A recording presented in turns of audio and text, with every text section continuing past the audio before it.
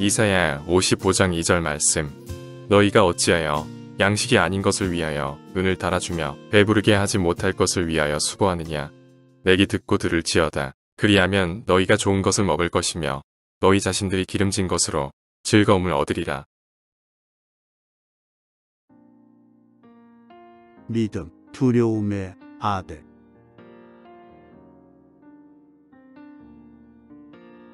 믿음은 종종 두려움의 아들이다. 두려움은 베드로를 배 밖으로 내보냈고 물 위를 걷도록 했다. 베드로는 이런 파도 위에 떠 있어 본 적이 있었다. 그는 거센 풍랑이 어떤 결과를 가져오는지 누구보다 잘 알았다. 그는 난파당한 배의 배편들도 여러 번 보았고 폭풍에 남편을 잃은 과부들을 잘 알고 있었을 것이다. 그는 폭풍이 사람을 죽일 수 있다는 사실을 잘 알았기 때문에 어떻게든 벗어나고 싶었다. 그는 9시간 동안 돛을 잡아당기고 우아씨름하며 사투를 벌이면서도 희망을 찾아보려고 했다. 그러나 거침없이 들어오는 바닷물을 당해낼 수는 없었다. 몸은 뼛속 깊은 곳까지 흠뻑 젖었으며 죽음을 예고하는 유정의 울음소리 같은 바람에 시달려 지칠 대로 지쳤다. 그날 밤 베드로의 눈동자를 들여다보라. 공포, 아무런 탈출구도 찾지 못한 한 사람의 숨 막힐 듯한 공포를 보라. 그러나 이 두려움에서 믿음의 행동이 시작된다. 왜냐하면 믿음은 종종 두려움의 아들이기 때문이다. 지혜자도 여호와를 두려워하는 것이 지혜의 첫걸음이요라고 기록하지 않았는가? 여러분, 우리는 삶의 두려움을 좋아하지 않습니다. 하지만 우리가 신앙의 면에서 보면 두려움은 하나님을 더 의지할 수 있는 그런 디딤돌이 될 수 있습니다. 항상 우리가 어떻게 삶의 문제를 믿음으로 바라보느냐 하는 것은 우리의 영적인 삶이 너무나 중요한 것입니다. 그래서 오늘 이 주제가 우리의 삶의 새로운 믿음의 지혜를 발견하는 시간이 되셨으면 좋겠습니다. 우리는 스스로 자기 자신을 지킬 수 있다는 생각을 버릴 때 예수님의 평안을 경험하게 된다. 우리가 알고 있는 것들을 접어두고 믿음 안에서 걸음을 내디뎌야 한다. 다음 중 괄호 안에 성경 구절을 참조해 바르게 설명한 것을 모두 표시해보라. 그렇게 질문이 나와 있습니다. 그러니까 내가 나 자신을 지킨다. 우리는 스스로 사는 존재가 아닙니다. 스스로 사는 존재는 누구죠? 하나님 한 분밖에 없습니다.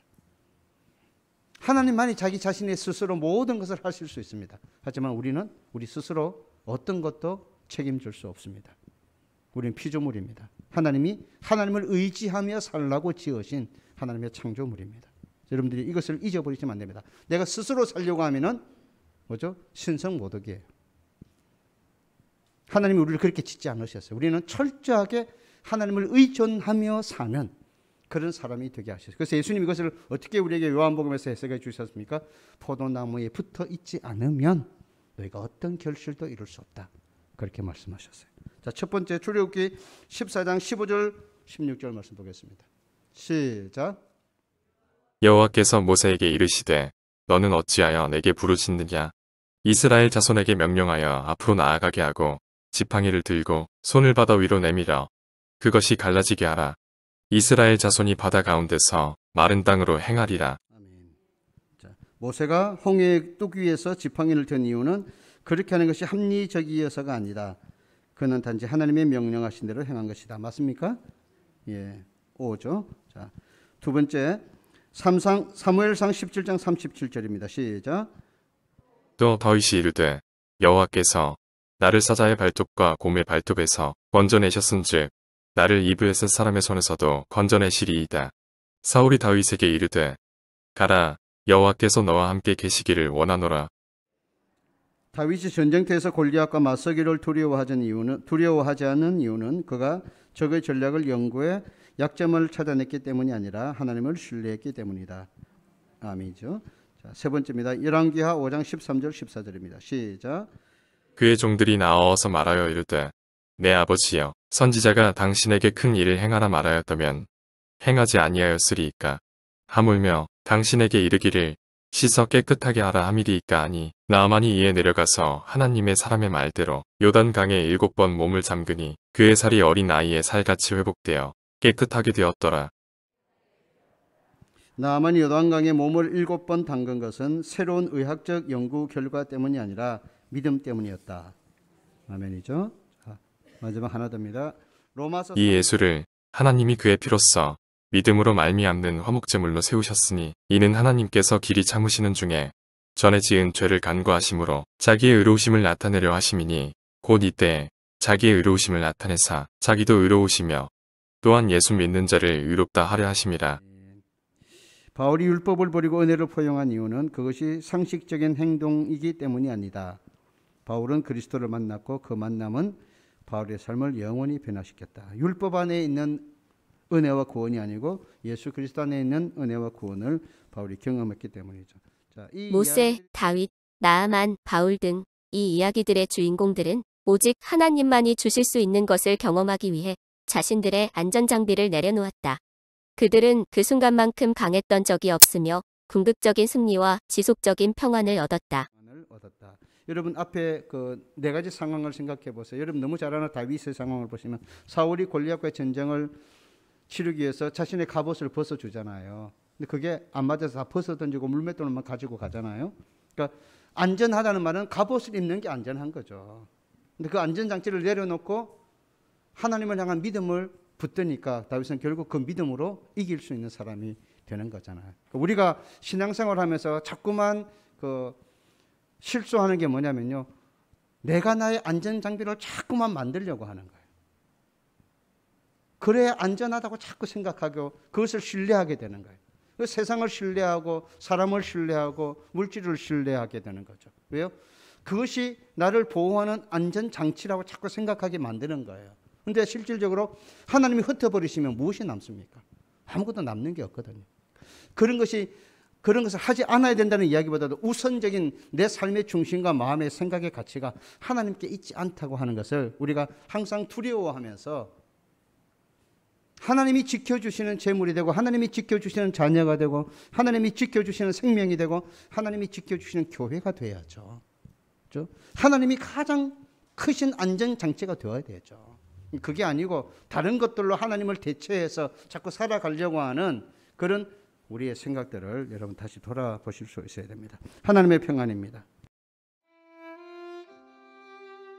하나님의 평안.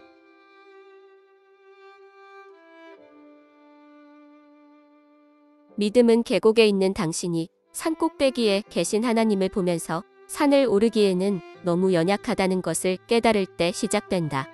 당신은 당신에게 필요한 것과 당신이 갖고 있는 것을 본다. 그러나 당신이 가진 것은 어떤 것을 이루기에는 충분하지 않다. 베드로는 최선을 다했다.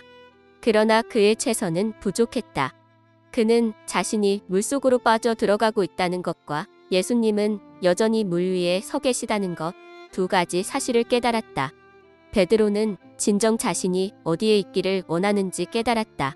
믿음은 두려움으로 시작하지만 하나님 아버지께 더 가까이 나아가는 것으로 끝난다. 우리는 스스로 지속적인 평안을 얻으려고 하지만 그 모든 노력은 아무 소용이 없다는 것을 깨달아야 한다. 그때마다 우리는 평안을 유지하기 위한 인간의 전력이 바닥나 당황하게 된다.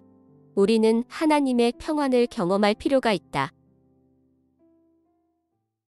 우리가 삶에서 나의 최선이 모든 것을 다 해결할 수 없다는 사실을 인정하기가 참 어렵습니다. 나의 최선이 나를 지켜주지 못할 때 우리는 무너지기가 쉽습니다. 네, 여러분, 그것은 무너짐이 아니라 믿음이 시작이 되어야 합니다. 우리 모든 삶의 절망은 무너짐이 아니라 믿음의 시작이 되어야 합니다. 하나님이 계십니다. 우리의 아버지이신 하나님이 계십니다. 우리 안에 성령님이 계십니다. 날마다 여러분 고백하십시오. 오전에 설교 전에 우리는 누구라고요? 우리는 하나님의 자녀들입니다. 우리는 하나님의 백성입니다. 하나님이 우리의 아버지이십니다. 그 절망 속에 곁에 계시는 아버지를 여러분 항상 기억하셨으면 좋겠습니다. 이사야 55장 2절입니다. 너희가 어찌하여 양식이 아닌 것을 위하여 은을 달아주며 배부르게 하지 못할 것을 위하여 수고하느냐. 내기 듣고 들을지어다. 그리하면 너희가 좋은 것을 먹을 것이며 너희 자신들이 기름진 것으로 즐거움을 얻으리라. 자, 왜 우리는 진정한 양식이 아닌 것을 위해 시간과 돈을 허비하는 거죠. 그죠? 왜 우리는 진정으로 우리를 배부르게 해주지도 못할 것을 위해서 수고하는가? 하나님이 말씀하신다. 만약 우리가 그러한 것들 대신 그분의 말씀을 들으려 한다면 우리는 좋은 것을 먹을 것이며 우리 영혼은 기름진 것으로 즐거움을 얻게 될 것이다. 여러분, 저는 항상 그런 생각을 합니다. 가치 기준을 자꾸 생각합니다. 우리는 세상은요, 가치 기준에 자꾸 혼란을 줍니다. 그 가치 기준 때문에 하나님이 가려질 때가 있습니다. 그 가치 기준을 이루기 위해서 다른 것들을 자꾸 뒤로 미루거든요. 하나님이 앞에 있지 않고 자꾸 그 가치 기준에 우리의 믿음이 뒤로 밀려난단 말이에요. 어느 순간에 보면은. 근데 여러분, 우리 신앙의 어떤 영적인 변화는 가치 기준을 바르게 세우는 데 있습니다. 하나님의 말씀, 하나님의 말씀. 그 가치 기준이 무너지면 우리의 신앙은 늘 흔들립니다. 신앙에 힘이 없습니다. 뭔가 믿음으로 어려움을 뛰어넘으면 믿음이 나의 삶을 이끌어갈 능력이 안 됩니다. 그저 세상에 이끌려가는 믿음일 뿐이죠. 주님을 늘 저울질하고 세상과 비교해보고 어떤 것이 좋을까? 이거 주님께 가야 되나 아니면 이걸 선택해야 되나? 끊임없이 우리는 이 문제에 갈등하죠. 하나님의 평안과 위로를 경험하기 위해서는 하나님 가까이 머물러 있어야 한다. 다음에 성경 구절을 찾아보고 깨달은 것을 적어보라. 자, 시편 23편 4절 시작. 내가 사망의 음침한 골짜기로 다닐지라도 해를 두려워하지 않을 것은 주께서 나와 함께 하심이라. 주의 지팡이와 막대기가 나를 안위하시나이다. 사망의 음침한 골짜기에 우리가 홀로 버려져 있습니까? 우리가 고아입니까? 고아와 같이 주님 우리를 버리시지 않는다 그랬잖아요. 그렇죠? 누가 함께 하시죠? 주께서 나와 함께 하십니다. 함께만, 저번에 우리가 오후에 공부하면서 말씀드렸잖아요. 함께 하신다는 말은 뭐죠? 뒤에 나오는 성경 구절. 주의 지팡이와 막대기가 나를 지켜주신다는 거죠. 건져주시죠. 손잡아 일으켜 주시죠. 그죠? 안아주시죠. 하나님. 우리가 하나님 가까이 있을 때 그냥 내가 하나님께 가까이 간다고 하는지 그냥 나를 가면 영적인 짐을 지우고 교회 봉사의 짐을 지우는 그런 게 아니다 그 말이에요. 내가 하나님을 가까이 하고 말씀을 가까이 하고 기도를 가까이 한다면 그만큼 완벽한 하나님의 보호와 위로와 지키심 속에 내가 들어간다는 거예요. 우리의 어떤 기준과 잣대가 세상의 가치로 자꾸 내 영혼이 갉아먹어 가니까 어떤 주님을 가까이 하고 믿음을 더 뜨겁게 가지라 그러면 뭔가 부담스럽고 그것이 꼭 나에게 어떤 손해를 줄 것 같은 내 삶의 기준의 어떤 삶의 스타일을 자꾸 망가뜨릴 것 같은 그런 두려움 속에 빠지게 한단 말이에요. 그게 아니고 하나님을 가까이 하면 가까이 할수록 내가 부담되고 내 삶의 모든 질서가 무너지는 것이 아니라 또 훨씬 더 좋은 모습으로 내가 할 수 없는 절망적인 상황에서 나를 완벽하게 지켜주시는 하나님의 은총 안으로 나를 이끌어가는 능력이 된다는 것을 우리가 꼭 기억하셨으면 좋겠어요. 여러분, 더 하나님 가까이 하셔야 돼요. 더 말씀 가까이 하시고 더 기도 생활 열심히 잘 하셔야 돼요. 그게 부담스럽고 힘든 인생을 만드는 게 아니고 완벽한 하나님의 보호 속으로 나를 이끌어가는 길이 된다 그 말이에요. 그러니까 가치 기준의 혼란이 우리 신앙을 자꾸만 방해한단 말이에요. 여러분, 깨어나셔야 돼요. 하나님이 무엇을 우리에게 주시려고 하는지를 여러분들이 아셨으면 좋겠습니다. 예레미야서 31장 13절입니다. 시작. 그때의 처녀는 춤추며 즐거워하겠고 청년과 노인은 함께 즐거워하리니 내가 그들의 슬픔을 돌려서 즐겁게 하며 그들을 위로하여 그들의 근심으로부터 기쁨을 얻게 할 것임이라. 아멘. 슬픔을 어떻게 한다고요? 기쁨으로 바꾸시고 근심을 기쁨으로 바꾸어 주시는 거죠. 천국에서 그런 거죠. 그죠? 아닙니다. 이 땅에서도 주님은 살아계시고 나와 함께 하시는 분입니다. 이 땅에서도 하나님의 말씀은 살아 운동력이 있어서 역사하는 말씀입니다. 그죠? 이 땅에서도 위로받습니다. 이 땅에서도 슬픔을 기쁨으로 바꾸시는 하나님의 은혜를 우리가 경험하며 살아갑니다. 천국에서만 그런 것이 이루어지는 게 아니에요. 히브리서 7장 19절입니다. 시작. 법은 아무것도 온전하게 못할지라. 이에 더 좋은 소망이 생기니 이것으로 우리가 하나님께 가까이 가느니라. 뭐가 생긴다고요? 더 좋은 소망이 생기게 하신다. 그 소망 때문에 어떻게 한다고 그랬습니까? 하나님께 가까이 간다. 자, 여러분, 하나님은 우리의 모든 삶을 바꾸셔서 어디로 향하게 하시는 겁니까? 하나님께로 향하게 하시는 거죠. 왜요? 그분께 가장 모든 좋은 것들이 우리에게 오기 때문에 그렇습니다. 여러분, 야고보서 4장 8절입니다. 시작. 하나님을 가까이 하라. 그리하면 너희를 가까이 하시리라. 죄인들아, 손을 깨끗이 하라. 두 마음을 품은 자들아, 마음을 성결하게 하라. 누구를 가까이 하라고요? 하나님을 가까이 하라 그랬습니다. 하나님과 우리의 관계는 인격적인 관계예요. 내가 하나님을 가까이 하면 하나님이 나와 가까이 하시죠. 그죠?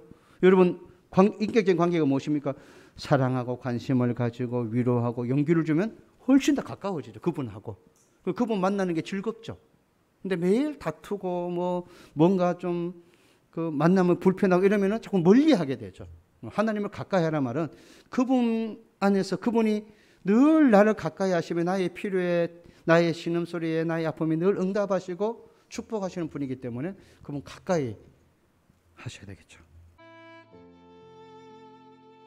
하나님과 함께하는 평안을 경험하기.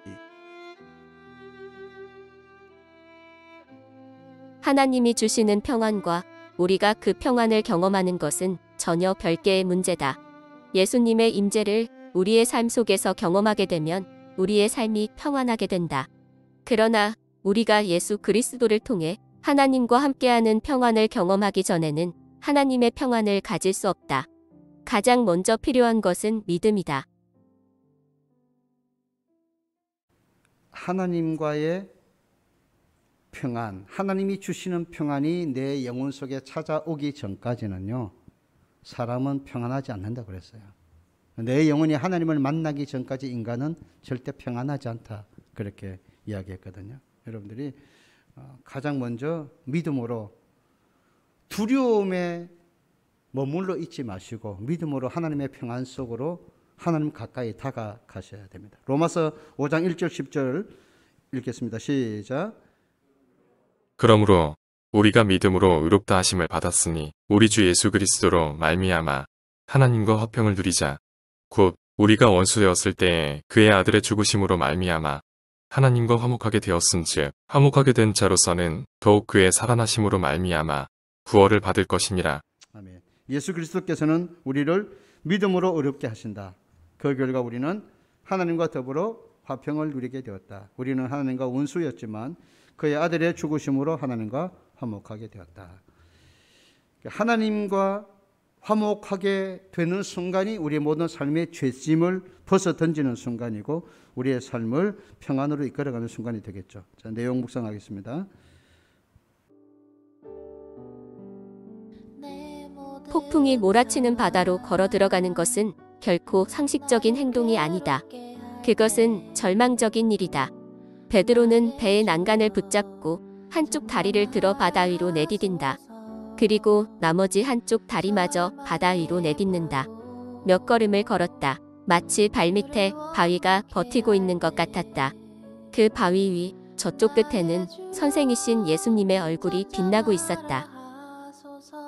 우리도 베드로처럼 절박한 문제가 있을 때 그리스도께 나아간다. 우리의 공로와 선행이라는 배를 포기한다.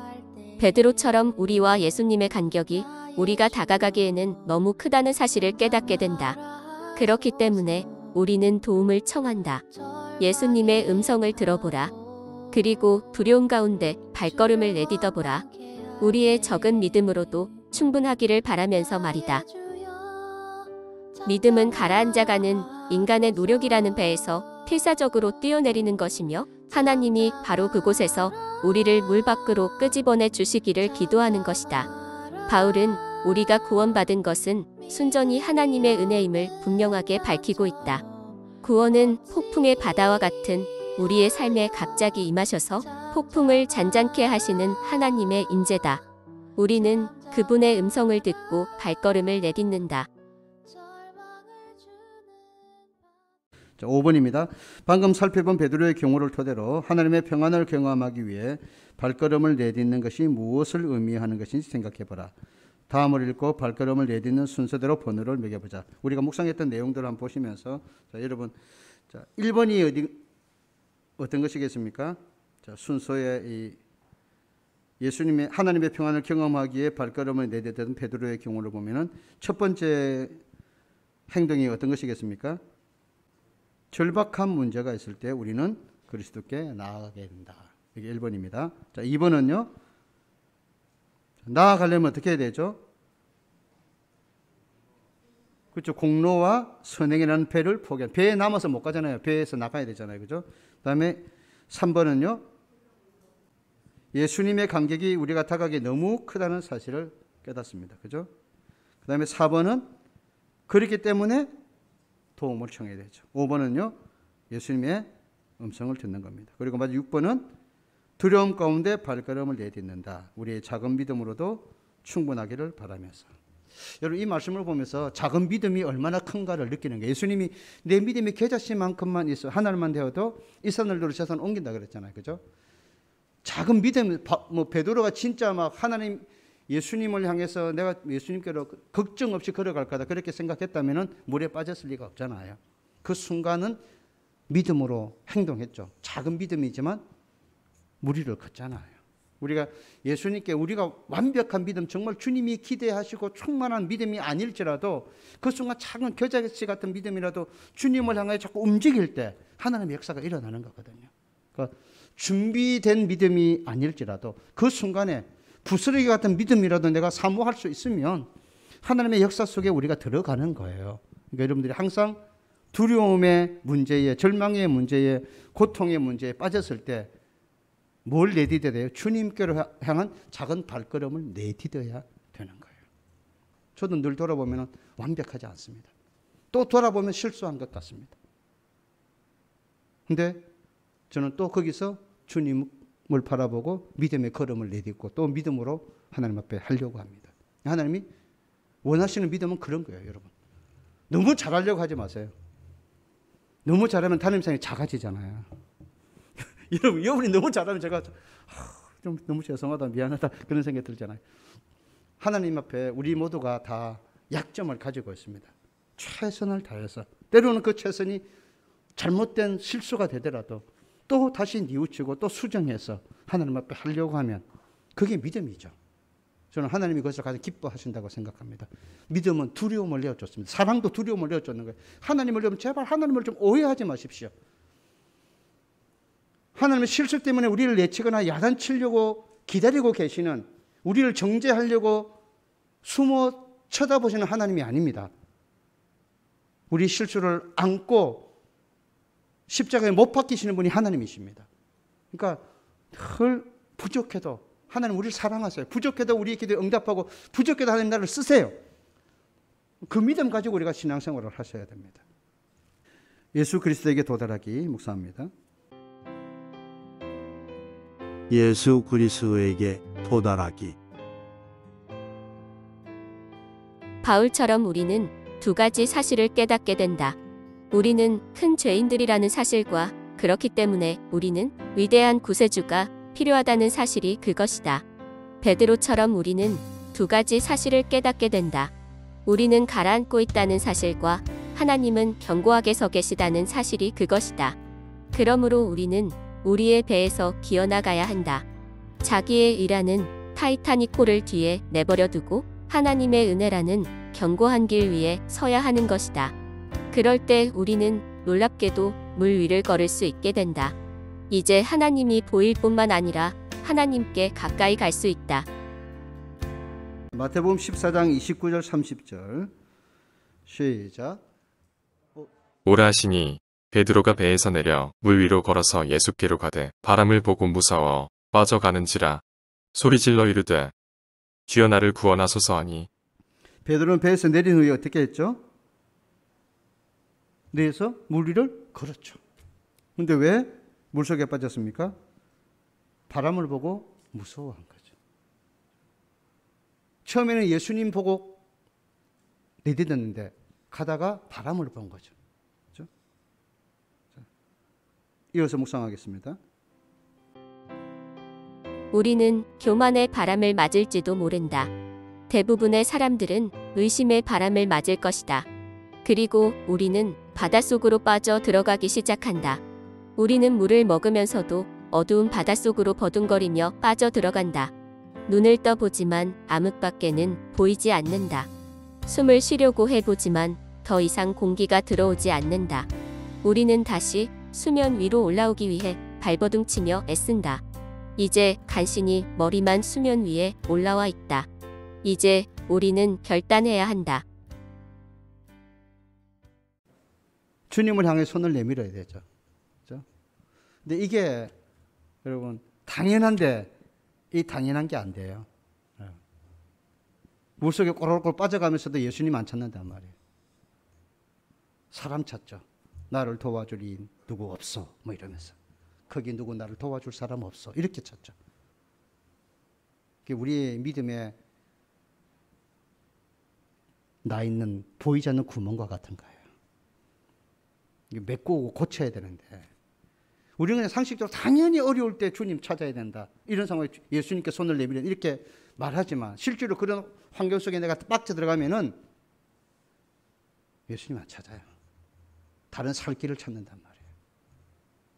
그러니까 내 믿음이라고 하는 것이 때로는 정말 믿음이 필요할 때 믿음이 안 될 때가 있습니다. 기도가 필요할 때 기도가 안 되고 그럴 때가 있다고 말이에요. 여러분의 믿음이 무엇인지를 생각해 보십시오. 그때 믿음이 필요합니다. 그때 기도가 필요한 거예요. 자, 정리. 지속적인 평안을 경험하기 위해서는 우리의 안전장비를 내려놓아야 한다. 여러분 내려놓을 수 있겠습니까? 제가 저번에 그 이야와 잠깐 말씀드렸잖아요. 등산하다가 발을 헛디뎌서 낭떠러지에 딱 떨어지는데 나뭇가지를 딱 붙잡았어요. 기도했죠. 주님 도와주십시오. 주님이 그래 그 손 놔라 내가 잡아줄게. 그렇게 하니까 장난치지 말고 빨리.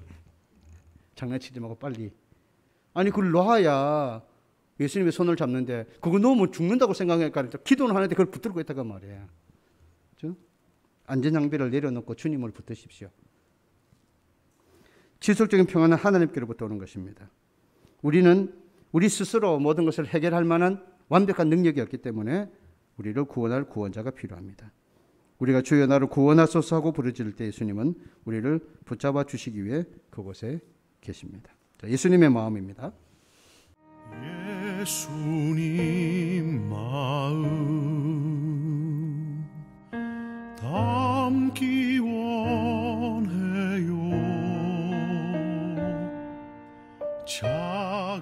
야이로는 숨을 헐떡이며 간청을 드렸다. 예수님이 그와 함께 집에 가시기로 하자 야이로는 안도의 숨을 내쉬며 가슴이 벅차올랐다. 그러나 그의 집에 다다랐을 때 그들은 충격적인 소식을 접해야 했다. 이미 늦었다는 종의 말을 듣는 순간 야이로는 정신이 혼미해졌다. 그때 예수님의 부드러운 음성이 들려왔다. 믿음을 가져라. 믿어라. 그 아이는 자고 있는 것이다. 나를 도와주소서. 나의 믿음을 도와주소서. 야이로는 애타게 간청했다. 사람들을 지나 딸이 조용하게 누워있는 작은 방으로 갔다. 더 이상 슬픔을 억누를 길이 없을 때 예수님의 또 다른 말씀이 들려왔다. 일어나라, 소녀야. 그러자 그 아이가 일어나 앉았다. 소녀는 미소를 지으며 부모의 품에 안겼다. 두려움과 절망과 슬픔만 가득하던 집에 기쁨과 평안만이 가득하게 되었다. 완전한 평안이 임했다.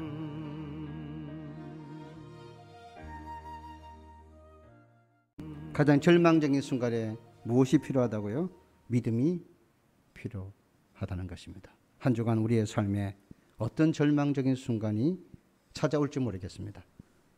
이미 늦어버렸다고 생각하는 그런 막다른 코너에 우리의 삶의 자리가 서 있게 될 수도 있습니다. 그때 우리가 절망하고 무너져서 모든 것을 포기하는 사람들이 아니라 우리 곁에 계신 예수님을 깨우십시오. 주님 나의 믿음 없음을 용서해 주십시오. 저는 믿습니다. 그 믿음이 우리의 삶을 평안케 하고 우리의 삶을 구원의 길로 인도하는 사실을 꼭 기억하시고 두려움으로 우리의 삶에 남겨놓지 말고 두려움을 털어내는 믿음으로 한 주간을 살아가는 우리 구사람의 모든 가족들 되시옵소서. 예수님 마음 담기 원해요. 자기를 낮추신 겸손의 마음 예수님 마음 담기 원해요.